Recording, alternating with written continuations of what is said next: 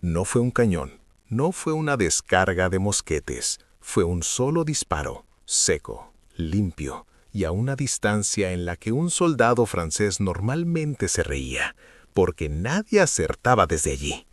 Y aún así, el jinete cayó de su silla como si le hubieran cortado los hilos. El caballo siguió 2 zancadas solo, sin entender. Luego chocó contra otros cuerpos. Silencio. Un silencio imposible en una batalla. Y después, gritos. Porque lo que acababa de pasar no tenía sentido para el mejor ejército del mundo. Porque ellos eran 8,000.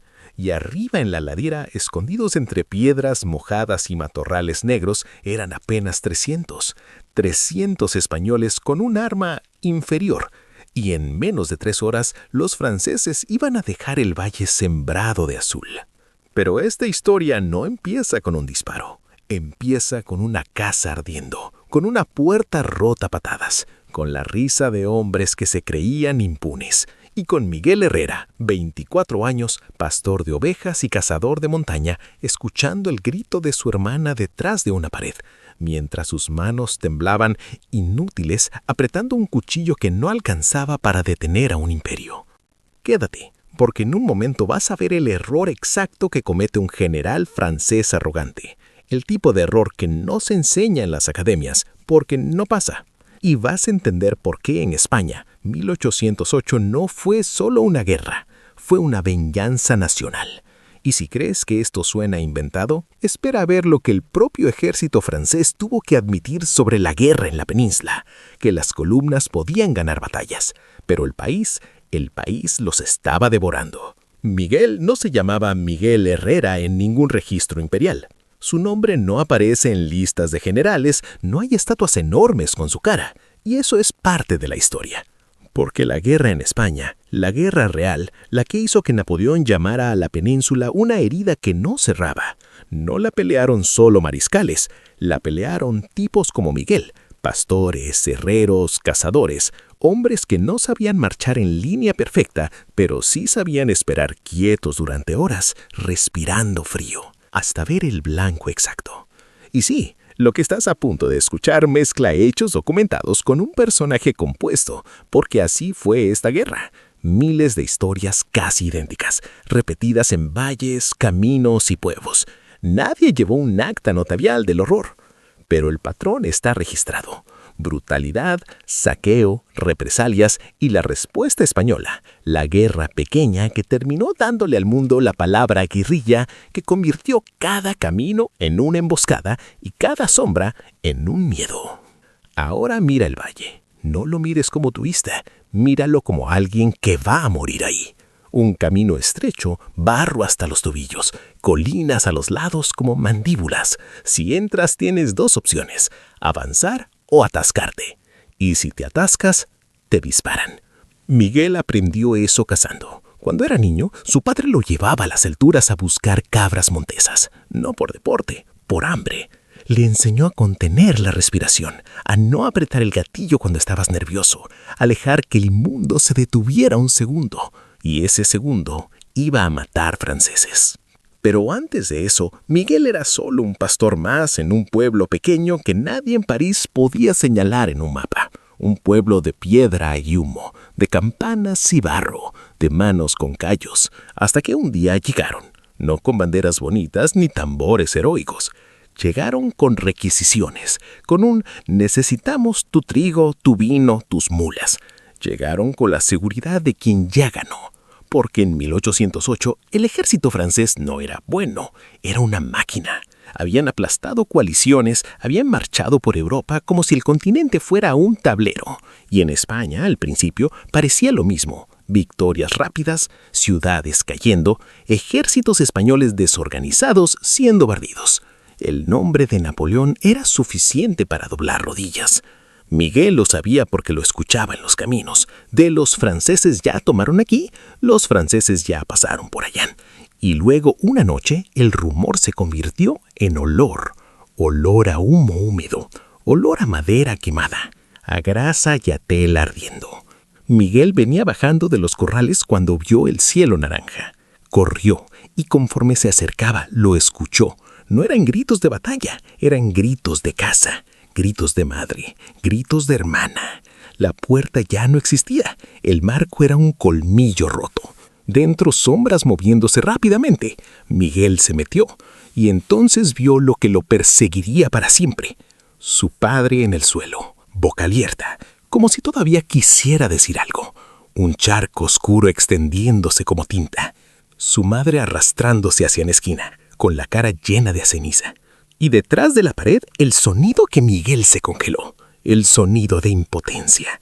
Porque hay sonidos que no puedes olvidar aunque vivas 100 años. Y cuando por fin se movió, cuando por fin levantó el cuchillo, una mano le agarró el brazo desde atrás. Era un francés, uniforme azul sucio de humo. Alora vino, sonrisa de animal. Le apretó la muñeca hasta que el cuchillo cayó. Miguel intentó morder, patear, gritar. No sirvió. Lo tiraron al barro del patio. Y mientras la casa ardía detrás, escuchó la risa de hombres que no temían consecuencias. Ese fue el momento exacto en que Miguel murió como pastor y nació algo más. No un héroe limpio, no un patriota de póster. Algo peor para un ejército ocupante. Un hombre con nada que perder. Recuerda este nombre, Miguel. En unos minutos, cuando veas cómo su mano deja de temblar, vas a entender por qué un campesino con un arma correcta puede hacer más daño que un regimiento entero mal usado. Porque lo siguiente que pasó fue peor. No voy a recrearte cada detalle como si fuera morbo. Solo entiende esto. En la guerra de la península, la violencia contra civiles fue real y fue combustible para la insurgencia. No necesitas imaginar qué harían. Basta con leer la pintura de Goya. Basta con leer memorias. Basta con entender el tipo de guerra que se volvió. Represalias y contrarrepresalias. Y cuando un soldado cree que la ley no existe, crea monstruos al otro lado. Miguel sobrevivió esa noche porque alguien lo sacó. Un vecino, viejo, que se metió entre sombras cuando los franceses ya estaban ebrios y cantando. Le cortó las ataduras con una navaja temblorosa. «Vete», le susurró. «Vete ahora, antes de que te vean». Miguel corrió al monte sin mirar atrás. Y en la oscuridad, mientras las llamas lamían el techo de su vida, juró algo que sonó absurdo incluso para él. No pasan. No por gloria, no por medallas, por puro odio. Y por una promesa simple. Si ellos vuelven a tocar a alguien de los suyos, el precio va a ser tan alto que hasta un emperador lo va a sentir. Rebobinamos 3 semanas. Miguel no sabía nada de tácticas. Lo que sí sabía era disparar. Pero disparar a un conejo no es lo mismo que disparar a un hombre. El primer cadáver que vio de cerca no fue francés, fue español. Un chico del pueblo vecino con el pecho abierto. Lo encontraron al costado del camino, las manos todavía agarrando una piedra como si hubiera querido defenderse con eso. Miguel vomitó y luego se sintió avergonzado por vomitar, porque en su cabeza ya estaba en modo venganza. Se suponía que debía ser fuerte, pero la realidad tiene olor. La realidad tiene muescas. La realidad es tibia, cuando no debería serlo. Esa mañana, Miguel se unió a un grupo.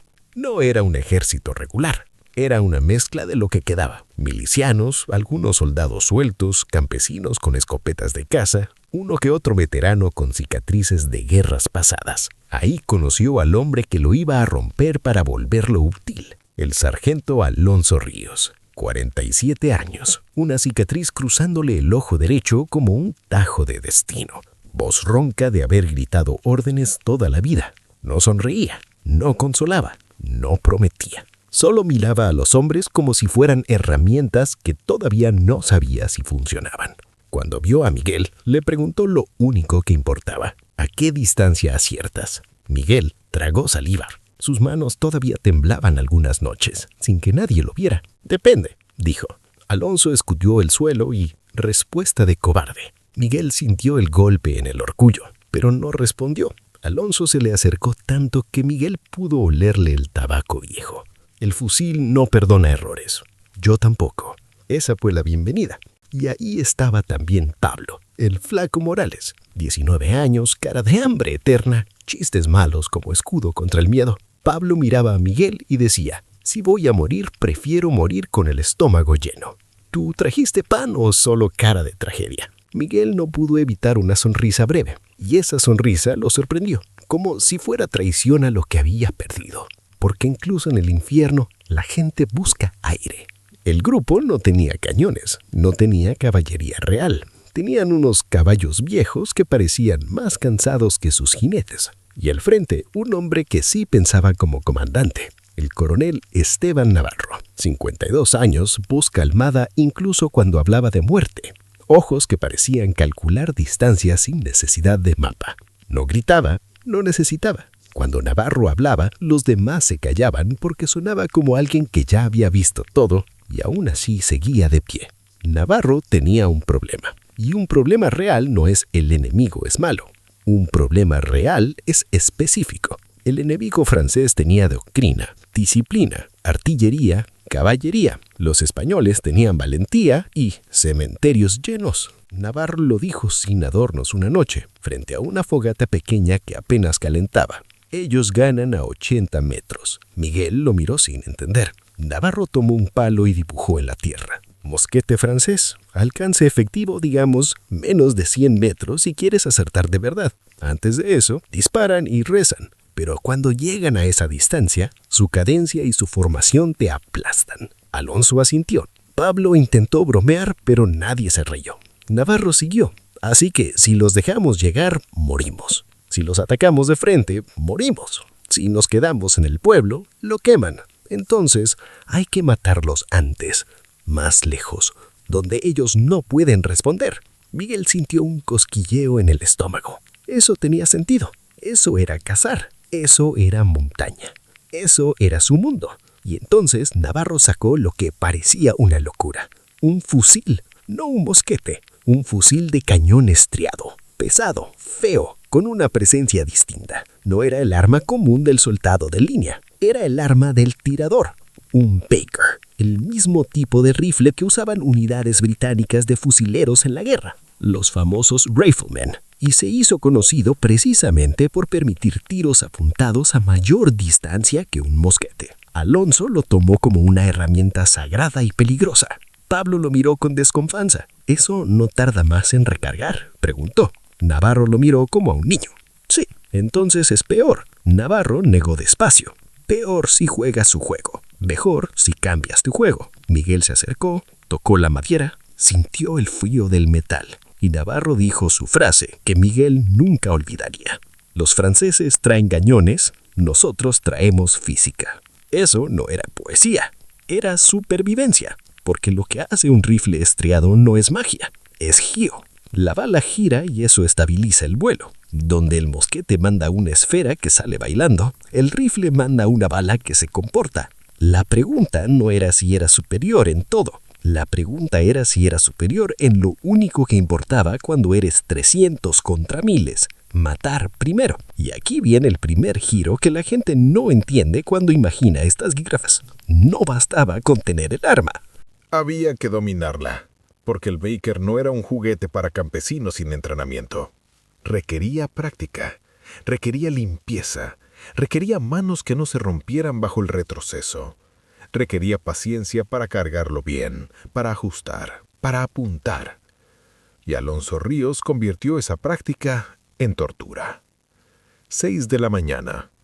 Un cubo de agua helada en la cara. Los franceses no esperarán a que estés cómodo.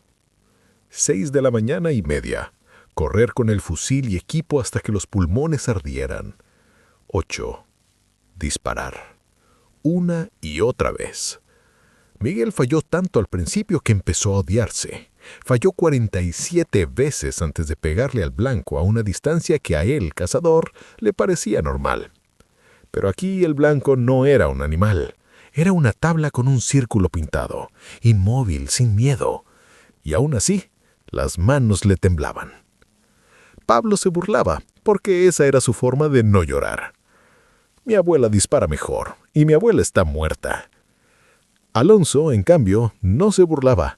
Solo decía, otra, otra, otra. Miguel terminó con el hombro morado y la palma llena de ampollas.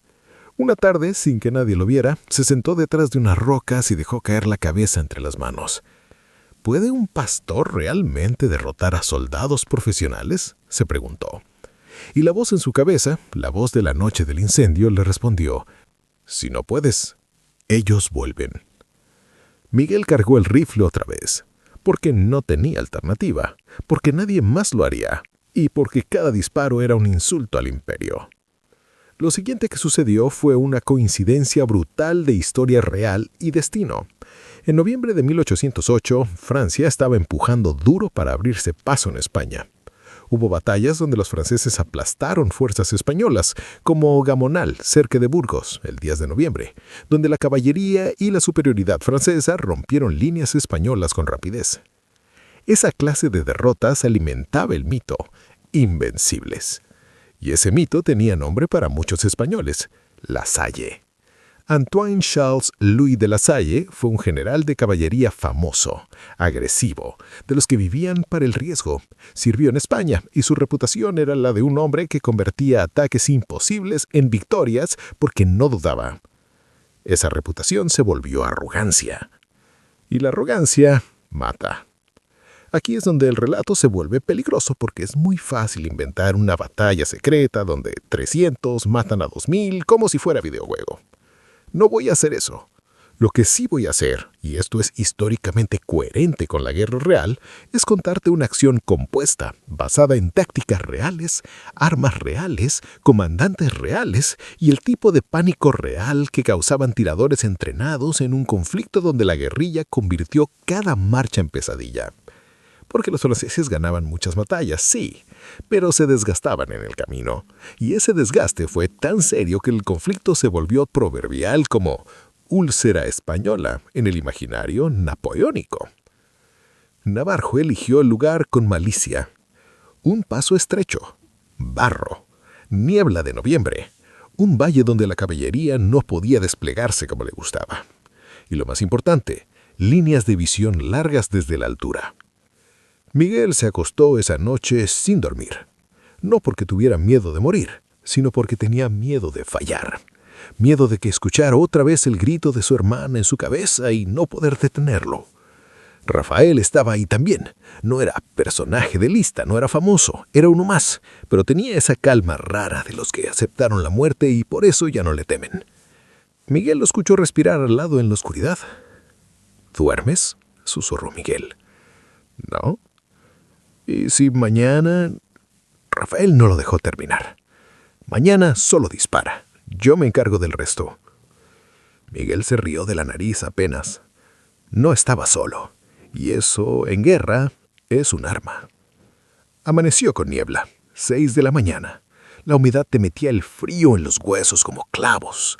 Los rifles estaban envueltos en tela. Miguel aprendió a proteger la chispa, porque un fusil mojado era una sentencia de muerte. Abajo, a través de la niebla, primero se escucharon botas, luego el sonido metálico de equipo, luego voces en francés, seguras, casi aburridas, como si vinieran a limpiar un problema menor. Y entonces, como una visión, aparecieron líneas de azul. No una masa caótica, orden, disciplina, fila tras fila. Para un campesino eso podía romper el alma, porque parecía inevitable. Pablo tragó saliva tan fuerte que lo escuchó. «Vamos a morir», susurró Pablo. Nadie lo contradijo. Alonso se movió entre ellos como sombra. Su cicatriz se parecía más negra con el frío. «No disparen hasta que yo diga». Miguel miró por encima del cañón. Distancia larga. Más larga que cualquier mosquete útil. Perfecta para lo que habían entrenado. Y aquí viene el detalle que cambia todo y que muchos pasan por alto. La formación francesa. En esa época la infantería en línea era eficaz porque permitía concentrar fuego de mosquete a distancias relativamente cortas. Era perfecto para el arma estándar, pero contra tiradores que podían acertar a 150, 200 yardas, esa misma perfección se convierte en una fila de objetivos. Y el francés no lo sabe aún. Navarro lo vio y en su mente fue como ver una puerta abierta. Alonso levantó la mano. Miguel sintió su pulso en las nuñas. Esperaron. Los franceses avanzaron. 200 metros. Miguel ajustó. La niebla se abrió un segundo como si Dios quisiera mirar. Alonso susurró. Fuego. ¡Crack! No fue una sola bala. Fue una línea de truenos. 300 disparos no suenan como en películas, suenan como el mundo rompiéndose. Y en el valle los primeros franceses cayeron sin entender. Porque a esa distancia, un mosquetel no responde. A esa distancia, ellos estaban acostumbrados a ser intocables. Los que sobrevivieron migraron alrededor como animales que no saben de dónde viene el predador. Y entonces, antes de que el miedo terminara de formarse, llegó el segundo golpe. Porque Miguel no disparó al montón.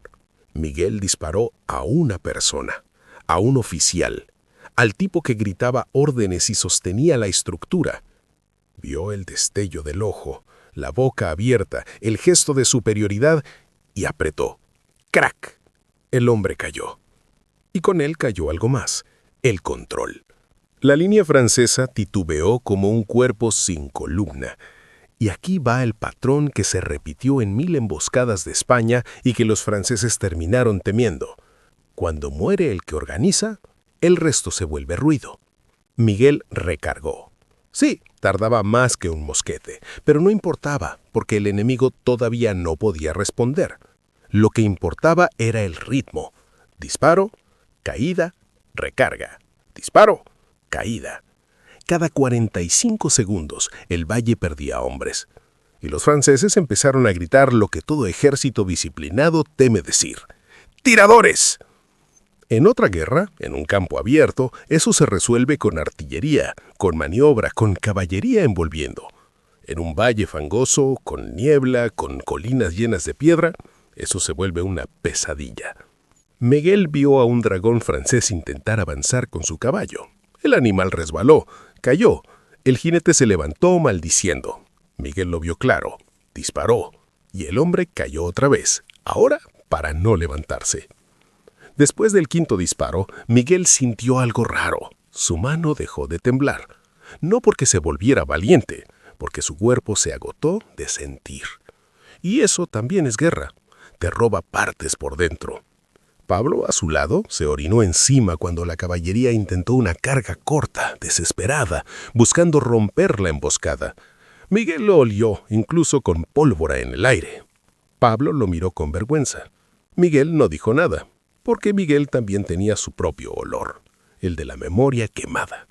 Alonso vio el intento de caballería y sonrió por primera vez, pero no fue alegría, fue crueldad táctica. Ahora, dijo, los tiradores cambiaron blancos. Caballos, no por sadismo, sino por matemáticas. Un caballo caído es un obstáculo. Un caballo herido es caos. Y en un camino estrecho, el caos se apila. Los franceses intentaron avanzar más rápido, como si correr hacia la muerte la hiciera menos real. Y ahí cometieron el error fatal. Se acercaron lo suficiente para creer que ya podían ganar. Porque el mosquete gana cuando te obliga a entrar en su distancia, pero el rifle gana antes, y luego, cuando ya está cerca, gana más. Miguel disparaba y veía cómo los franceses levantaban sus mosquetes inútiles, disparaban al aire, a la niebla, a la montaña, bolas de plomo que pasaban lejos, algunos impactos en piedra. Cero control, cero efecto, y al mismo tiempo, cada español apuntaba, cada español elegía. Era como si el valle mismo estuviera armado. En algún punto, un oficial francés, no la sala en persona, pero alguien formado en esa escuela de confianza imperial, gritó algo así como «¡Imposible! Están demasiado lejos». Eso es lo que hace que esta historia sea tan cruel.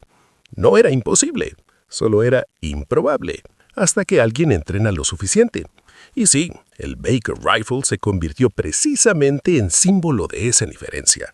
Alcance efectivo mayor para fuego apuntado en manos de unidades entrenadas, como los Riflemen de 95th, que operaron en la península. Miguel sintió el cañón caliente. Lo tocó por accidente.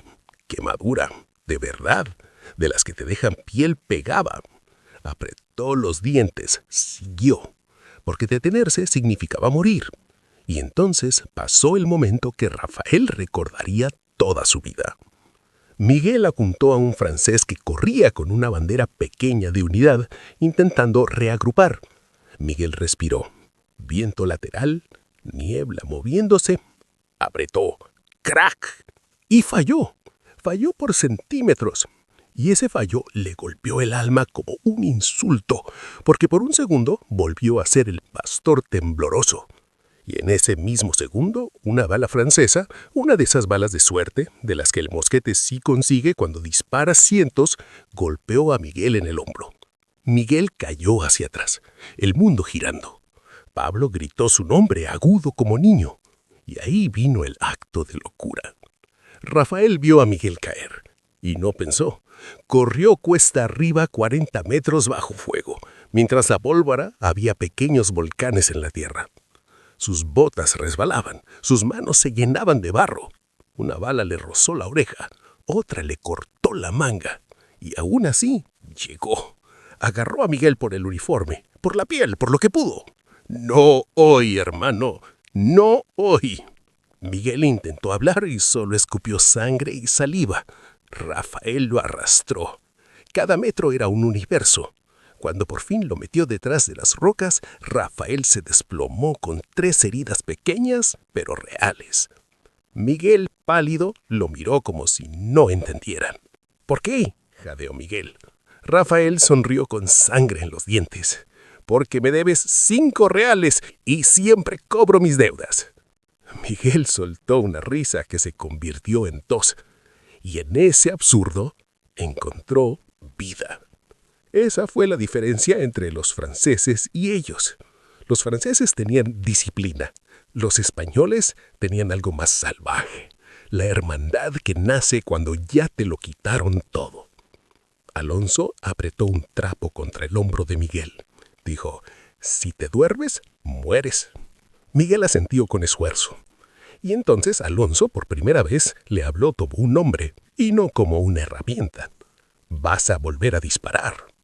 Miguel quiso decir que no podía, que el hombro ardía, que el mundo giraba. Pero luego, como un relámpago, vio otra vez el fuego de su casa, y se incorporó. Navarro abajo vio cómo los franceses intentaban reorganizar. Y aquí viene el punto clave. El enemigo no era estúpido. El enemigo era arrogante, pero aprendía. Intentaron desplegar escaramuceros, intentaron usar cobertura, intentaron meter artillería. Pero mover cañones en barro es como mover un ataúd en una escalera. Lento, pesado. Y mientras lo intentaban, cada oficial que asomaba la cabeza era un blanco. Miguel volvió al rifle con una mano casi inútil. Alonso le acomodó la culata para que no reventara más el hombro. «Respira», dijo. Miguel respiró, apuntó, y entonces el disparo que abrió este video. Un jinete cayó de forma absurda a distancia absurda. Y en el valle, los franceses empezaron a retroceder. No porque perdieran valor, porque los números les estaban gritando una verdad que ningún uniforme podía ocultar. Estaban muriendo demasiado rápido. Y cuando un ejército profesional entiende que algo rompe las reglas, se asusta, porque la doctrina no te salva cuando el problema no encaja en el manual. Ese día, el valle se convirtió en rumor. Un rumor que correría más rápido que cualquier mensajero. En las colinas hay fusiles. En las colinas hay ojos. En las colinas España dispara lejos. Y ese rumor es exactamente el tipo de cosa que desgasta un imperio. No necesitas ganar una batalla decisiva para romper una ocupación. A veces basta con hacer que cada marcha se sienta como caminar hacia una trampa. Y así fue la península, una guerra de desgaste, de columnas cortadas, de comunicaciones rotas, de miedo cotidiano alimentado por guerrillas y tiradores. Los registros de este tipo de acciones rara vez dan números limpios. A veces se inflan por propaganda, a veces se minimizan por vergüenza. Lo honesto es decirlo. No podemos darte una cifra exacta certificada de cada muerto en una emboscada específica, porque muchas no fueron batallas formales con contadores en mesa. Lo que sí sabemos, por la propia dinámica documentada de la guerra, es que el efecto psicológico y logístico de este tipo de guerra irregular fue devastador. Y aquí viene la parte que te va a molestar, pero es real. Incluso si Miguel mató solo a unos pocos en ese disparo famoso, el impacto fue enorme, porque el disparo no era solo plomo, era mensaje. Era la prueba de que el ejército imperial podía sangrar antes de poder tocarte. Miguel esa tarde, cuando el fuego se apagó y lo único que quedó fue el olor a pólvora y barro pisoteado, se sentó solo, se miró las manos, negra de pólvora, roja de sangre, temblando. Y lloró, no de miedo, de agotamiento, porque nadie te prepara para darte cuenta de que eres capaz de matar con calma. Rafael se sentó a su lado. Pablo, todavía con la vergüenza en la cara, se acercó con un pedazo de pan duro. Si vamos a morir mañana, quiero morir habiendo comido hoy. Miguel tomó el pan, masticó lento, y por primera vez desde el incendio sintió algo parecido a paz. No porque la venganza estuviera completa, sino porque había recuperado una cosa que los franceses no contaban en su logística: control. Ahora escucha esto, porque es el siguiente gancho y es historia grande. Cuando Napoleón se encontró con España, se encontró con algo que su sistema no manejaba bien. Podía ganar batallas convencionales, pero la guerra irregular y la resistencia popular convertían la ocupación en un drenaje constante de hombres y recursos.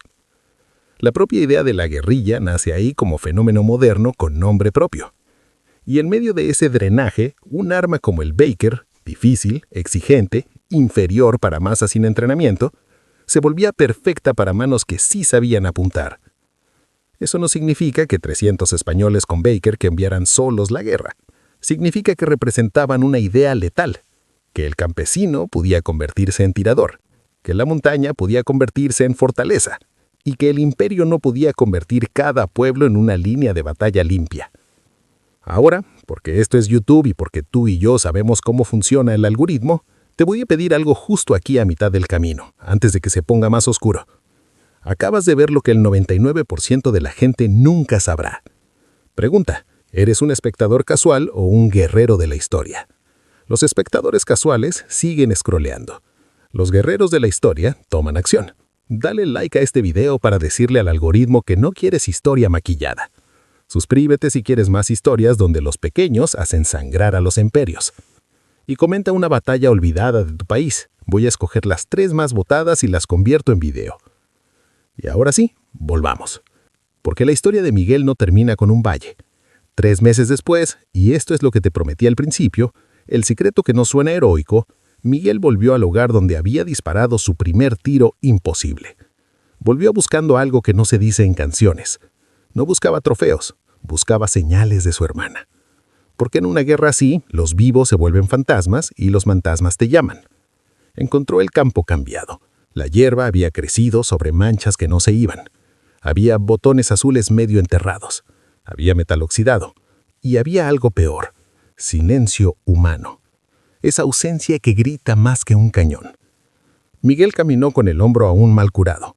Rafael lo acompañaba cojeando. Pablo iba detrás haciendo menos chistes. Y cuando llegaron a la colina, Miguel miró hacia abajo al camino donde los franceses habían caído, y entendió la verdad que los libros muchas veces ocultan.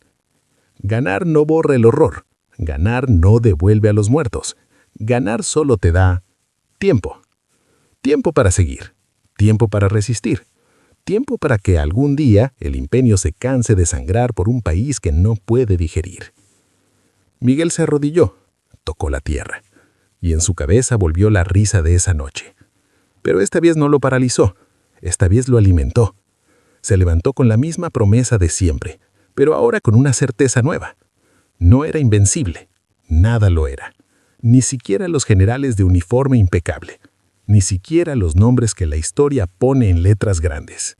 Porque al final, incluso un hombre como Lasalle, tan famoso por su audacia, también murió en batalla al año siguiente, en Wagram.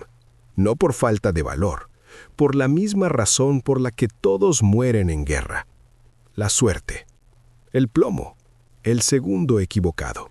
Y Miguel, pastor convertido en tirador, entendió algo aún más frío. La guerra no es justicia. La guerra es consecuencia. Y España en 1808 se convirtió en la consecuencia que Napoleón no supo calcular. Ahora dime tú, ¿fue genio o fue suerte? ¿Genio porque Navarro eligió el terreno? ¿Porque Alonso entrenó sin piedad? ¿Porque Miguel convirtió la física en venganza? ¿O suerte porque la niebla, el barro y la arrogancia francesa hicieron el resto? Comenta tu respuesta. Y si quieres la continuación realista, la parte 2, la parte donde la venganza deja de sentirse dulce y empieza a sentirse como veneno, comenta parte 2. Si llegamos a 1000 comentarios, la subo la próxima semana. Suscríbete ahora para que YouTube te avise. Nos vemos en 3 días. Y recuerda, la historia la escriben los ganadores, pero nosotros contamos la historia de todos.